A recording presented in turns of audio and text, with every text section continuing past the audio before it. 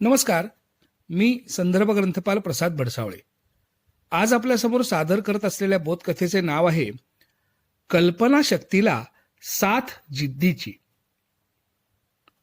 आचार्य प्रल्हाद केशव अत्रे यांच्या सिद्धहस्त लेखणीतून साकारलेल्या तो मी नव्हेच या नाटकाने मराठी रंगभूमीवर अनेक विक्रम प्रस्थापित केले. लखोबा लोखंडे या मध्यवर्ती भूमिकेबरोबरच एकाच वेळी 5 भूमिका साकारणारे प्रभाकर पणशीकर यांचे अभिनय कारकिर्दीतील हे पहिलेच मोठे नाटक. काही प्रयोगानंतर पणशीकरांनी नाटकात फिरत्या रंगमंचाचा वापर केला.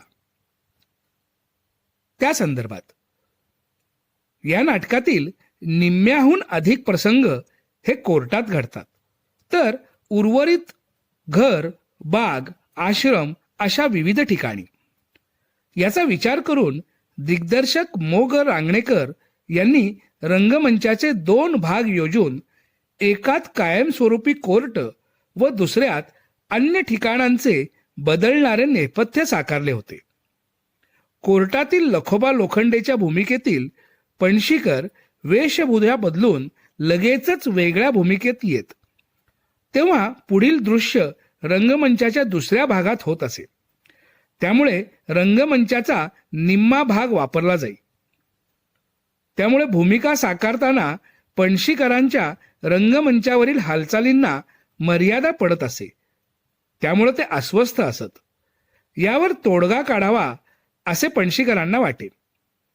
एकदा घरी ग्रामोफोन ऐकताना त्यांना फिरत्या रंगमंचाची कल्पना सुचली. संकल्पनेला मूर्त रूप देण्यासाठी मुंबईतल्या जुन्या बाजारापासून फिरता रंगमंच बनवणारा कारागीर मिळेपर्यंत प्रभाकर पणशीकर तहान भूक विसरले. या कल्पनेबाबत अनेकांनी त्यांना वेड्यात काढले. मात्र आचार्य अत्र्यांचा त्यांना पाठिंबा होता. कोल्हापूरच्या महात्मा मेस्त्रींनी अनुभव पणाला लावला व 6 फेब्रुवारी 1965 या दिवशी फिरत्या रंगमंचावरील तो मी नव्हेच या नाटकाचा प्रयोग कोल्हापूरच्या राजाराम कॉलेज मैदानावर साकार झाला आणि या नाटकाने, या प्रयोगाने इतिहास घडविला. प्रल्हाद केशव अत्र्यांनी तर महात्मा मेस्त्रींना यंत्रमहर्षी अशी पदवी बहाल केली, तर पणशीकरांच्या संकल्पनेतून साकारलेल्या रंगमंचाची जाहीर तारीफ केली. मराठी रंगभूमीवरील हा पहिलाच प्रयोग.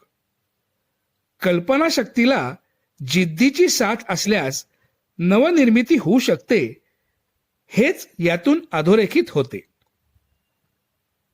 धन्यवाद.